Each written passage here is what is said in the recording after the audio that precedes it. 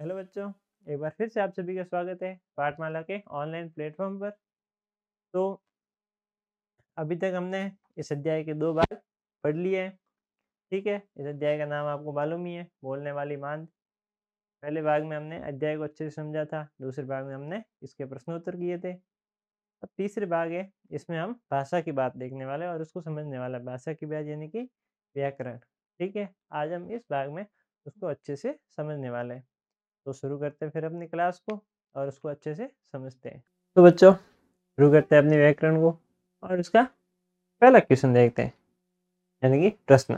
ठीक है, तो पहला हमें रिक्त स्थान दे रखा है भाषा की बात में, और इसमें दे रखा है रिक्त स्थानों पर उचित संज्ञा शब्द भरकर वाक्य पूरा करना है। ठीक है, इस वाक्य में ये जो रिक्त स्थान दे रखा है उसमें हमको एक संज्ञा शब्द लिखना है। ठीक है, संज्ञा शब्द वैसे तो आपको मैंने बहुत बार समझा रखा है, एक बार फिर से समझा देता हूँ अगर आपने पिछली क्लास नहीं देखी है कोई। तो संज्ञा शब्द कौन से होते हैं? किसी व्यक्ति, वस्तु, स्थान, भाव, जाति, किसी व्यक्ति, वस्तु, स्थान, भाव, जाति, इन सब का जो नाम होता है ना, किसी व्यक्ति का नाम हो गया सोहन, मोहन, रोहन। ठीक है, इस प्रकार कोई भी व्यक्ति का नाम हो गया या फिर किसी का भी नाम हो गया, व्यक्ति का जरूरी नहीं, किसी जानवर का भी नाम हो सकता है, किसी जाति का नाम, किसी स्थान का नाम। ठीक है, या फिर किसी भाव का नाम। भाव कैसे?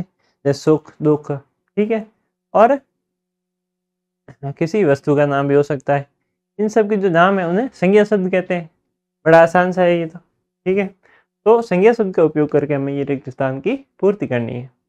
तो सबसे पहले दे रखा है कि गुफा में रहता था। तो हमने अध्याय में पढ़ा कि गुफा में कौन रहता था? गुफा में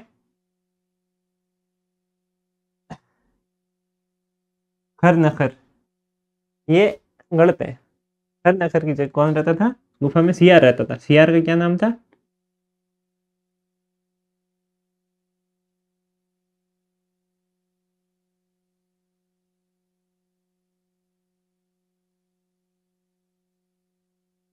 एक सेकंड में थोड़ा सा नाम भूल सा गया क्योंकि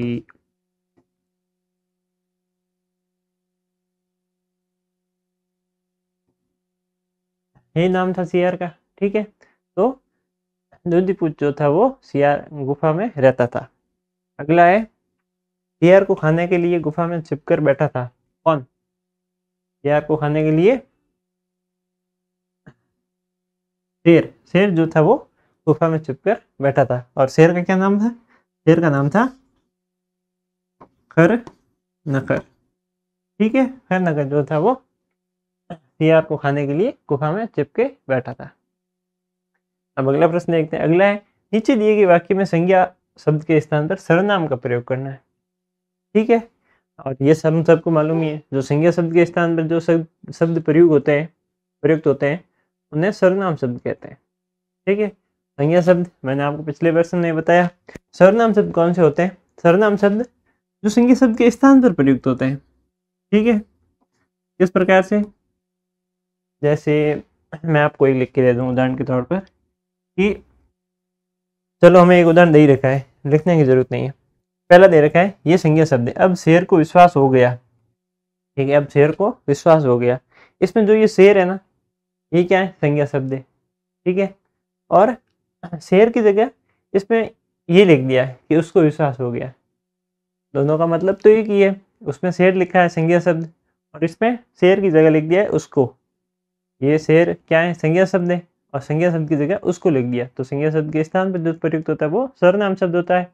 इस प्रकार से हमें दूसरे का लिखना है कि सोचते सोचते सियार को एक उपाय सूझा। ठीक है, इसकी जगह पे इसमें सियार क्या है? सियार संज्ञा शब्द है। ठीक है, सियार की जगह पे सर्वनाम शब्द का प्रयोग करना है। किस प्रकार से कह सकते हैं हम कि सोचते सोचते उसे एक उपाय सूझा। ठीक है, सियार के स्थान पर हमने उसे लिख दिया।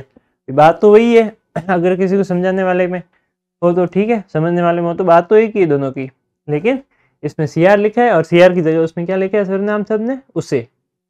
ठीक है, अब अगला प्रश्न देखते हैं। अगला है, कहानी में प्रयुक्त कोई 5 विशेषण शब्द छांट के लिखने हैं। अब विशेषण शब्द कौन से होते हैं? कहानी हमने पढ़ी, अच्छे से पढ़ी। अब इसमें से हमें कोई 5 विशेषण शब्द लेने हैं। ठीक है, अब विशेषण शब्द होते कौन से? विशेषण शब्द वो होते हैं जो किसी की विशेषता बता दें। इस प्रकार से मैं आपको बताऊं, किसी की भी विशेषता, जैसे किसी के ज़्यादा खाने की विशेषता है, किसी की रोने की विशेषता है, किसी की ज़्यादा पढ़ने की विशेषता है, कोई दौड़ने की विशेषता रखता है। ठीक है, अब कोई बोल दे कि ये टीवी बहुत अच्छी है, तो इसकी विशेषता क्या है? अच्छी। ठीक है, कोई भी ये सर जो किसी की भी विशेषता बताता है कि भाई वो ज़्यादा अच्छा लिखता है या फिर वो ज़्यादा अच्छा पढ़ता है, तो पढ़ना उसकी क्या है? एक विशेषता है। इस प्रकार से जो विशेषता बताने वाले जो शब्द होते हैं वो कहलाते हैं विशेषण शब्द। तो कहानी में कुछ ये वाले शब्द हैं जो विशेषता बता रहे हैं, जैसे भूखा। अब ये शेर की विशेषता बताई जा रही है कि शेर भूखा है। ठीक है, शेर जो है वो भूखा है, ये शेर की विशेषता है। और तेज, भूख जो थी वो तेज थी। अब एक भूख की भी ये विशेषता है कि वो बहुत तेज थी। बड़ा, जानवर की विशेषता है कि जानवर बड़ा था। ठीक है, चतुर, सियार, सियार की विशेषता बताई कि वो बहुत ही ज्यादा चतुर था, इसलिए ये क्या हो गया? विशेषण शब्द। अंधेरा, समय। अब शाम का समय क्या था? अंधेरा था, तो ये उस समय की विशेषता बता रहा है कि उस समय अंधेरा था। किस प्रकार की विशेषता है उस समय की? कि भाई उस समय अंधेरा था। ठीक है, तो इस प्रकार से ये सारी क्या हो गई? विशेषण शब्द जो हमने कहानी में से लिए हैं। ठीक है, ये आप लिख भी सकते हैं अपने नोटबुक में। तो बच्चों, आप सभी की डिमांड पे हमने लॉन्च की है पाठमाला की ऑल इन वन बुक, जिसमें आपको आपके हर एक सब्जेक्ट के पाठ्य पुस्तकों के प्रश्नों के उत्तर मिलेंगे। उसके अतिरिक्त भी आपको अगर अध्याय को अच्छे से समझना है तो वो भी इसमें दे रखा है, और इसमें बार कोड दे रखा है जिसपे आप स्कैन करके हमारे लेक्चर भी देख सकते हैं, वीडियो लेक्चर। और अगर आपको और भी हेल्प चाहिए तो पीछे हेल्पलाइन नंबर दे सकता है, और ये किताब आप घर बैठे भी मंगा सकते हो इस नंबर पे कॉल करके या मैसेज करके। और इससे अतिरिक्त आपको एग्ज़ाम के लिए भी इसमें अभ्यास के लिए प्रश्नोत्तर भी दे रखे हैं। और अगर आप नवोदय, सैनिक और मिलिट्री स्कूल की तैयारी कर रहे हैं तो उसके लिए भी इसमें आपको बेसिक दे रखा है, जिसमें आपको मिलिट्री, सैनिक और नवोदय स्कूल की तैयारी के लिए और भी आसानी होगी और आपको मदद मिलेगी। ठीक है बच्चों, तो ज़रूर डाउनलोड करें पाठमाला ऐप। अगला प्रश्न देखते हैं कि अगर शेर नहीं बोला होता तो आगे क्या हो सकता था? अगर भाई शेर जो था वो नहीं बोला होता तो आगे क्या हो सकता था? अगर शेर नहीं बोला होता तो शेर तो गया काम से। ठीक है, अगर भाई शेर नहीं बोला होता तो सियार यह समझ नहीं पाता कि अंदर शेर है या नहीं, और इससे सियार डर के कारण मान से पार नहीं आता या गलती से शेर के सामने आकर पकड़ा जा सकता था, और शेर अपना शिकार आसानी से पकड़ देता। यानी कि अगर शेर नहीं बोलता तो सियार को मालूम नहीं पड़ता कि भाई अंदर कौन है, इस कारण से वो मान के अंदर भी जा सकता था, जिससे शेर का वो शिकार बन सकता था। ठीक है, लेकिन शेर वहाँ पे जरा सी बुद्धि नहीं लगाता है। अब अगला प्रश्न देखते हैं कि सियार की जगह कोई और जानवर होता तो वो कैसे बचने की कोशिश करता? अगर भाई सियार की जगह वहाँ पे कोई और जानवर होता तो वो बचने की कैसे कोशिश करता? अगर सियार की जगह कोई और जानवर होता तो वह भी डर और समझदारी से काम लेकर, जैसे चालाकी या किसी आवाज़ का प्रयोग करके, अगर भाई शेर की जगह कोई दूसरा जानवर होता, सॉरी सियार की जगह, ठीक है, तो वो भी ऐसे ही बचने की कोशिश करता अगर उसके अंदर थोड़ा सा दिमाग होता तो। क्योंकि सियार ने तो बुद्धि का उपयोग किया था। ठीक है, तो वो भी डर और समझदारी से काम लेता और चालाकी या किसी आवाज़ का प्रयोग करके शेर को चकमा देने, अपनी जान बचाने की कोशिश करता। उदाहरण के लिए शोर मचाना, पीछे हटकर छिपना या शेर को धोखा देना, किसी प्रकार का वो उपयोग लगाता। अगर उसमें बुद्धि नहीं होती तो वो शिकार बन जाता है, सीधी सी बात है। ठीक है, इस प्रकार से आप इसका आंसर भी लिख सकते हैं, आप अपने अनुभव से लिखना। ठीक है, कि वो कौन सा उपयोग क्या कर सकता था, मतलब अगर वो सियार की जगह होता।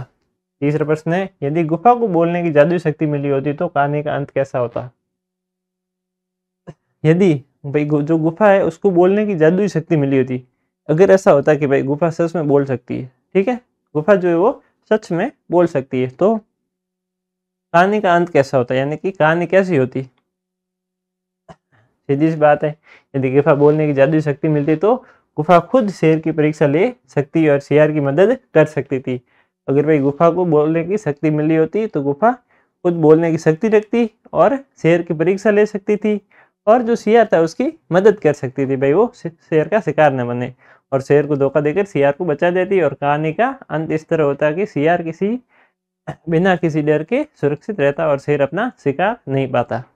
ठीक है, इस प्रकार से अगर गुफा में बोल, वैसे तो वो बोल नहीं सकती लेकिन ये कल्पना की गई है, अगर बोल सकती तो क्या होता।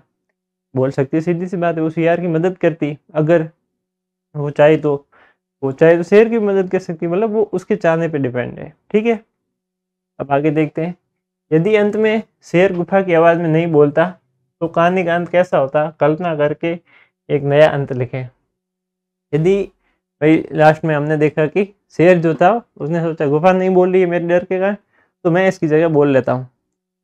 अगर ऐसा नहीं होता, अगर शेर बोलते ही नहीं कुछ, तो कहानी कैसी होती है आखिर में, कल्पना करके एक नया हमें अंत लिखना है कि कहानी का अंत कैसा होता। यदि अंत में शेर गुफा की आवाज़ नहीं बोलता तो सियार को शक नहीं लगता कि अंदर शेर है। ठीक है, ये हमने कई बार पढ़ भी लिया है। सियार धीरे धीरे मान के पास पहुंचता और शेर के बहुत करीब चला जाता। ठीक है, तभी शेर अचानक बाहर निकलकर उसे पकड़ लेता, पर सियार चतुराई से फौरन पीछे की ओर कूदकर पेड़ पर चढ़ जाता और शेर खाली हाथ रह जाता। यानी कि यदि अंत में शेर जो था वो गुफा की आवाज़ नहीं बोलता तो सियार जो था वो शक नहीं करता कि अंदर शेर है। तो जो सियार था वो धीरे धीरे बांध के पास पहुंचता और शेर के बहुत करीब चला जाता, जिससे क्या होता, वो उसका शिकार कर लेता। ठीक है, और इस प्रकार से कहानी का एक नया अंत दिखता हमको कि चतुराई और चालाकी हमेशा जान बचाने में मदद करती है, भले ही सामने बड़ा और शक्तिशाली खतरा हो। यानी कि इसके कहने का मतलब ये है, कोई भी हमारे सामने खतरा हो, कोई भी संकट हो, कोई भी हमारे सामने मुसीबत की घड़ी हो, उस समय हमें चतुराई से, अपनी बुद्धि से और धैर्य रख के काम करना चाहिए, जिससे हमारा काम बहुत ही आसान हो जाएगा और जो संकट है वो भी आसानी से टल जाएगा। ठीक है, अगला प्रश्न देखते हैं। अगले में क्या है कि अगर यह कहानी पानी में रहने वाले किसी और जीव, कछुए या मछली के बारे में होती तो क्या बदलाव होते हैं। अगर भाई ये कहानी इन जीवों, शेर, सियार, इन सब की नहीं होके अगर कोई मछली, ठीक है, कछुआ, इन सब की कहानी होती तो क्या होता कहानी में है। अगर भाई इन सब की कहानी होती तो स्थान बदलता, एक तो जंगल और मान की जगह कहानी पानी, नदी या तालाब में घटती। भाई कहानी में क्या बदलता है, तो सबसे पहले स्थान बदलता, जगह, वहाँ जंगल, इस कहानी में कौन सी जगह थी, जंगल थी, मान यानी कि गुफा थी, तो उस पानी वाले कहानी में पानी होता, समुद्र, नदी, तालाब, इन सब में ये कहानी होती। और शिकार की शैली बदलती, जो शिकार था उसके करने का तरीका भी बदलता। शेर जैसा बड़ा शिकारी मछली या कछुए के लिए पानी में घात डालता, यानी कि शेर जैसा बड़ा शिकारी मछली और कछुए के लिए पानी में घात डालता, चालाकी के तरीके निकालता। सियार की जगह मछली या कछुआ अपनी तैराकी और पानी के भीतर छुपने की क्षमता का इस्तेमाल करता। सियार की जगह कौन होते, मछली होते, कछुआ होते, वो अपनी चालाकी से पानी के भीतर जाते और बचने का कुछ न कुछ उपाय ढूंढते। ठीक है, इस प्रकार से इसमें ये सारे बदलाव हमें देखने को मिलते हैं अगर वो पानी में घटती तो। और खतरे और डर का रूप बदलता कि बाहर से आवाज देने की बजाय पानी की लहरों या बुलबुलों का संकेत देने जैसी रणनीति होती। ठीक है, और कहानी की सीख वही रहती कि यानी बुद्धि और सावधानी बल से बड़ी होती है। ये हमने उस कहानी में पढ़ा और इस कहानी में भी हमें यही पढ़ने को मिलता कि बुद्धि और चालाकी होती है, बुद्धि और सावधानी जो होती है वो बल से बड़ी होती है, पर इसे पानी के जीवों की आदतों और वातावरण अनुसार डाला जाता है। ठीक है, अब अगला देखते हैं। अगले में हमें दे रखा है कि क्या किसी प्राणी की सूझबूझ पर आधारित इस कहानी जैसी अन्य कहानियां आपने पहले सुनी है। यदि हाँ तो अपने दोस्तों को सुनाइए। क्या भाई हमने कभी आप विचार करके देखिए, क्या आपने कभी पहले इस प्रकार की कोई कहानी और सुनी है? अगर आपने इस प्रकार कोई और कहानी सुन रखी है तो आप अपने दोस्तों को ज़रूर बताइएगा। ठीक है भाई, मैंने अपना बताता हूँ तो मैंने ऐसी कहानियाँ सुनी है। उदाहरण के लिए कछुआ और खरगोश की कहानी, जिसमें खरगोश जो था वो अपनी घमंड की वजह से हार जाता है, जिसमें कछुआ धीमी धीमी समझदारी भरी चाल से तेज खरगोश को हरा देता है। ठीक है, इस तरह की कहानियां हमें सिखाती है कि धैर्य, सूझबूझ और चतुराई शक्ति और तेजी से अधिक प्रभावशाली होती है। यानी कि धैर्य, सूझबूझ और चतुराई शक्ति और तेजी से अधिक प्रभावशाली होती है। ठीक है, आप इसे अपने दोस्तों को इस रूप में सुना सकते हैं, जैसे इस कहानी में सियार ने अपनी समझदारी से शेर से अपनी जान बचाई। ठीक है, सियार ने, और वैसे ही कछुआ अपनी चालाकी और धैर्य से तेज खरगोश को हरा देता। इसलिए हमेशा सोच समझकर हमें काम लेना चाहिए। ठीक है, इस प्रकार से अगर आपके मन में कोई और आपने कोई स्टोरी या फिर कहीं तो कहानी सुन रखी है इस प्रकार की, तो वो भी आप अपने दोस्त को सुना सकते हैं और मुझे भी आप ज़रूर कमेंट करके बता सकते हैं। ठीक है, ठीक है, इस प्रकार से आप लिख सकते। तो बच्चों, आप सभी की डिमांड पे हमने लॉन्च की है पाठमाला की ऑल इन वन बुक, जिसमें आपको आपके हर एक सब्जेक्ट के पाठ्य पुस्तकों के प्रश्नों के उत्तर मिलेंगे। उसके अतिरिक्त भी आपको अगर अध्याय को अच्छे से समझना है तो वो भी इसमें दे रखा है, और इसमें बारकोड दे रखा है जिसपे आप स्कैन करके हमारे लेक्चर भी देख सकते हैं, वीडियो लेक्चर। और अगर आपको और भी हेल्प चाहिए तो पीछे हेल्पलाइन नंबर दे सकता है, और ये किताब आप घर बैठे भी मंगा सकते हो इस नंबर पे कॉल करके या मैसेज करके। और इससे अतिरिक्त आपको एग्ज़ाम के लिए भी इसमें अभ्यास के लिए प्रश्नोत्तर भी दे रखे हैं। और अगर आप नवोदय, सैनिक और मिलिट्री स्कूल की तैयारी कर रहे हैं तो उसके लिए भी इसमें आपको बेसिक दे रखा है, जिसमें आपको मिलिट्री, सैनिक और नवोदय स्कूल की तैयारी के लिए और भी आसानी होगी और आपको मदद मिलेगी। ठीक है बच्चों, तो ज़रूर डाउनलोड करें पाठमाला ऐप। अगला देखते हैं, सियार ने अपने आप को कैसे बचाया। सियार जो था वो अपने आप को कैसे बचा पाया। ठीक है, ये शायद बुक वालों ने, तो सियार जो था वो अपने आप को कैसे बचा पाया। तो सियार ने अपनी चतुराई और बुद्धि का इस्तेमाल किया सबसे पहले, तो ये हम सब जानते ही हैं। और उसने डर के बावजूद मान को पुकार कर शेर की परीक्षा ली। ठीक है, और शेर की आवाज़ सुनते ही समझ गया कि अंदर शेर बैठा है। उसने चालाकी से काम किया, इसके बाद वो तुरंत ही वहाँ से भाग गया। ठीक है, उसके बाद अगला प्रश्न देखते हैं कि इस कहानी में कौन कौन से पक्षी और जानवरों का उल्लेख किया गया है। ये जो कहानी है इसमें कौन कौन से पक्षियों का और कौन कौन से जानवरों का उल्लेख किया गया है। ठीक है, तो सीधी सी बात है, हमें देखने को कौन कौन मिले, एक तो शेर और एक सियार। तो शेर का नाम था खरनखर और सियार का नाम था दधीपुच्छ। ठीक है, तो इन दोनों का नाम आया था, और पक्षियों का सीधा उल्लेख नहीं है, पक्षियों का इसमें बिल्कुल भी उल्लेख नहीं था। लेकिन कहा गया है कि शेर की आवाज़ से आसपास के जानवर चौकन्ने हो गए, जिससे संकेत मिलता है कि जंगल में अन्य जानवर भी मौजूद थे। यानी कि इनमें और कोई भी, इन दोनों के अलावा और कोई भी पक्षियों या जानवरों का उल्लेख नहीं है। लेकिन सिर्फ इतना ही कहा गया था कि जो शेर जो जोर से आवाज़ निकाली थी तो आसपास के जो जानवर थे वो चौकन्ने हो गए। ठीक है, सीधे तरीके से किसी भी जानवर का उल्लेख इन दोनों के अलावा इस कहानी में नहीं मिलता है। अगला देखते हैं कि शिक्षक की मदद से जंगली जानवरों की जीवन शैली और उनके पर्यावरणीय महत्व के बारे में जानकारी प्राप्त करें और संक्षेप में लिखें। यानी कि शिक्षक की आपको मदद लेनी है और जो जंगली जानवर हैं उनकी जीवन शैली और उनके पर्यावरणीय महत्व के बारे में जानकारी प्राप्त करनी है अपन को। ठीक है, और हमें संक्षेप में अपनी नोटबुक में लिखना है। तो जंगली जानवरों की जीवन शैली देखें तो जंगली जानवर अपने प्राकृतिक आवास में रहते हैं, जैसे जंगल, तालाब, नदी, घास का मैदान, इन सब में। ठीक है, और वे खान पान, शिकार, प्रजनन और सुरक्षा के लिए अपने प्राकृतिक गुणों का उपयोग करते हैं। यानी कि वे खान पान, यानी कि उनका जैसा खाना है, ठीक है, शिकार है, उनका प्रजनन और सुरक्षा के लिए, प्रजनन का अर्थ होता है जो मेल फीमेल आपस में रिलेशन बनाते हैं। ठीक है, उसके बाद वो अपनी पीढ़ी को, या फिर कहे तो उनके जो बच्चे होते हैं उनको प्रजनन कहते हैं। ठीक है, और इसमें जंगली जानवर अपने प्राकृतिक आवास में रहते हैं, जैसे जंगल, तालाब, नदी, घास का मैदान, इन सब में। ठीक है, और आगे क्या है, कुछ जानवर एकाकी जीवन जीते हैं, यानी कि कुछ जानवर जो होते हैं वो एकाकी जीवन जीते हैं, यानी कि वो अकेले ही रहते हैं हमेशा, जैसे शेर है।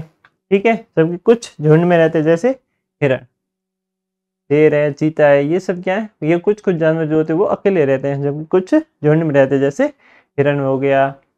ठीक है, अब आगे देखते हैं पर्यावरणीय महत्व क्या है इन सब का। तो प्रत्येक जानवर अपने परिस्थिति के तंत्र में महत्वपूर्ण भूमिका निभाता है एक तो, ठीक है, और शिकार और शिकारियों का संतुलन बनाए रखता है, ठीक है। मांसाहारी जानवर शिकार नियंत्रित करते हैं, मांसाहारी जो जानवर होते हैं वो शिकार को नियंत्रित करते हैं। और बीज फैलाना और पौधों की वृद्धि में मदद, जैसे पक्षी और कुछ जानवर बीज फैलाते हैं, जब पक्षी जैसे कुछ जानवर जो होते हैं वो बीज को उधर से उधर करते हैं, जिससे और भी ज्यादा पेड़ पौधे बढ़ते हैं और प्रकृति को फायदा होता है। जंगल और नदी के स्वास्थ्य में योगदान, खाद्य श्रृंखला और ऊर्जा प्रवाह बनाए रखते हैं, यानी कि खाद जो होती है वो और ऊर्जा प्रवाह में भी अपना योगदान देते हैं, ठीक है।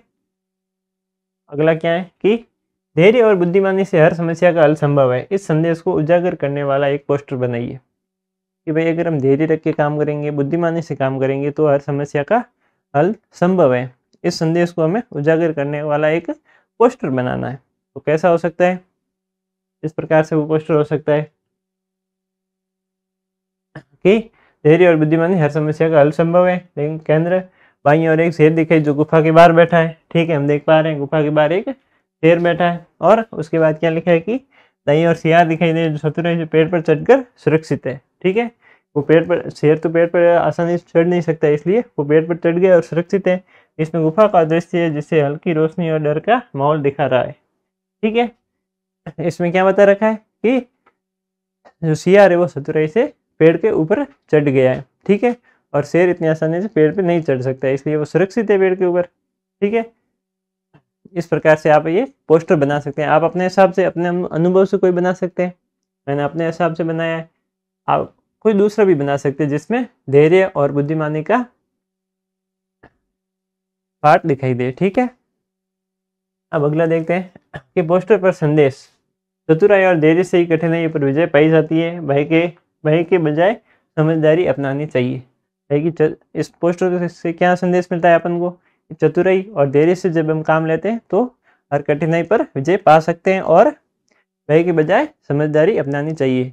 रंग और शैली, ठीक है, जंगल के लिए हरे और भूरे रंग का मिश्रण, और शेर और सियार के लिए जीवंत रंग, यानी कि उसका जो रंग होता है नेचुरली आप देखते ही हो चित्र में, उस प्रकार से आप पोस्टर में भर सकते हैं। और संदेश को मोटे और स्पष्ट अक्षरों में हमको लिखना है उस पोस्टर में, ठीक है। इस प्रकार से आप एक अच्छा सा पोस्टर बना सकते हैं। अगला क्या है, पर्यावरण संतुलन के लिए सभी जीव आवश्यक हैं, इस विषय पर एक आकर्षक पोस्टर तैयार करें कि भाई पर्यावरण का जो संतुलन है उसके लिए सभी जीव आवश्यक हैं, उसके लिए हमको एक आकर्षक पोस्टर जो है वो तैयार करना है। इस प्रकार से कह सकते हैं कि पर्यावरण संतुलन के लिए सभी जीव आवश्यक है, ठीक है। शेर है, तितली है, चिड़िया है, हिरण है, हाथी, मछली, ठीक है, ये बिच्छू है, आसपास पेड़ पौधे भी दिखाई दे रहे हैं। इस प्रकार से शीर्षक पर्यावरण संतुलन के सभी जीव आवश्यक है, ये हम सबको मालूम है। अगर पर्यावरण का सही संतुलन सभी जीव होंगे पृथ्वी पर तो भी पर्यावरण का सही संतुलन बन पाएगा। कि जंगल, नदी और आवश्यक का दृश्य, इस प्रकार से हमको एक पोस्टर बनाना है जिसमें कि भाई सभी जीव एक साथ आ जाए और हमें पता चले कि किस प्रकार से पर्यावरण का संतुलन सभी जीवों के लिए जरूरी है, ठीक है। और आगे देखते हैं उसमें संदेश क्या हो सकता है कि प्रकृति की हर जीव का योगदान महत्वपूर्ण है और उन्हें सुरक्षित रखें और पर्यावरण संतुलन बनाए रखें, ठीक है। ये हम सबको भी ध्यान रखना है, हम सबको भी कहीं भी एक तो कचरा नहीं करना है, इन सभी चीज़ों का ध्यान रखना है, ठीक है। ये हमारी अच्छी आदतें होती है कि ना तो कभी हमें हर जगह कचरा करना है, ठीक है, हर जगह कोई भी जगह पे हमें कोई कचरा नहीं करना है, साफ सफाई का ध्यान रखना है। और कोई कचरा पड़ा भी है भाई हमें मालूम है हमने ये नहीं डाला, लेकिन उसे उठा लेना चाहिए, ठीक है। ये कुछ अच्छी आदतें होती है। और पर्यावरण का ध्यान रखना चाहिए, यानी कि पेड़ पौधे उगाने चाहिए और जो पेड़ पौधे हमारे आसपास हैं उनका ख्याल रखना चाहिए, ठीक है। और जितना कम हो सके उतना पर्यावरण प्रदूषण पर भी ध्यान देना चाहिए। और हरे, नीले और मिट्टी के रंग का मिश्रण जीवों के लिए जीवंत रंग, ठीक है। इस प्रकार से आप एक पोस्टर बना सकते हैं।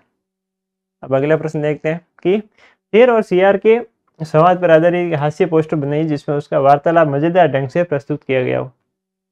कि जो शेर और सियार है उसका संवाद पर एक आधारित कि भाई शेर और सियार जो है वो हास्य रूप से बातें कर रहे हैं, इस पर एक हमको पोस्टर बनाना है कि वो जो बातें कर रहे हैं वो हंसी जैसी है, ठीक है, वो हंस रहे हैं।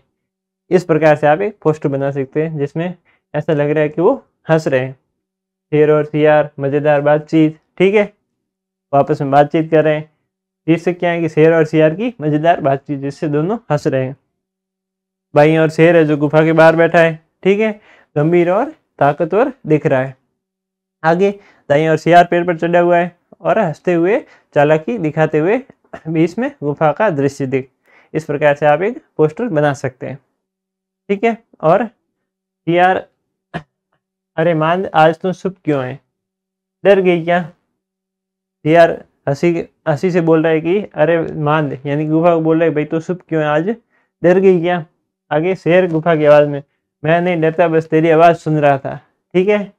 यार वो तो गुफा भी बोल सकती है क्या, मुझे पता ही नहीं चला। तो सियार वापिस हंसते हुए क्या कहता है कि अरे गुफा भी बोल सकती है, मुझे तो ये मालूम ही नहीं पड़ा, ठीक है।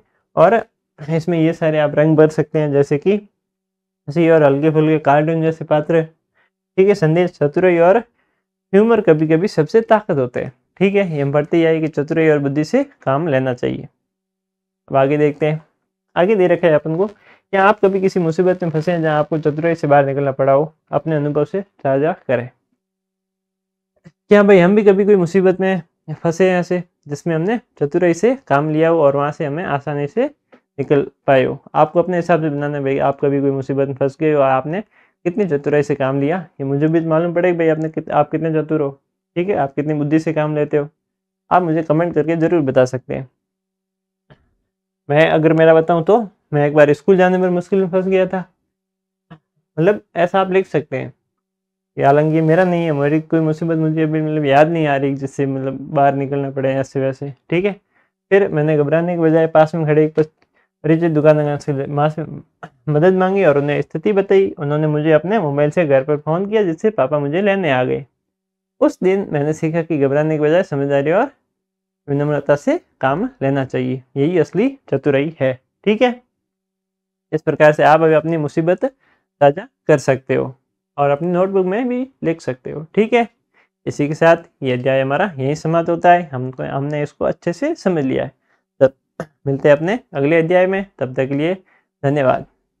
और आप हमारे पाठमाला के ऑनलाइन प्लेटफॉर्म ऐप जो है हमारा, उसको भी डाउनलोड करें और हमारे चैनल को भी ज़रूर सब्सक्राइब करें, ठीक है। बाय।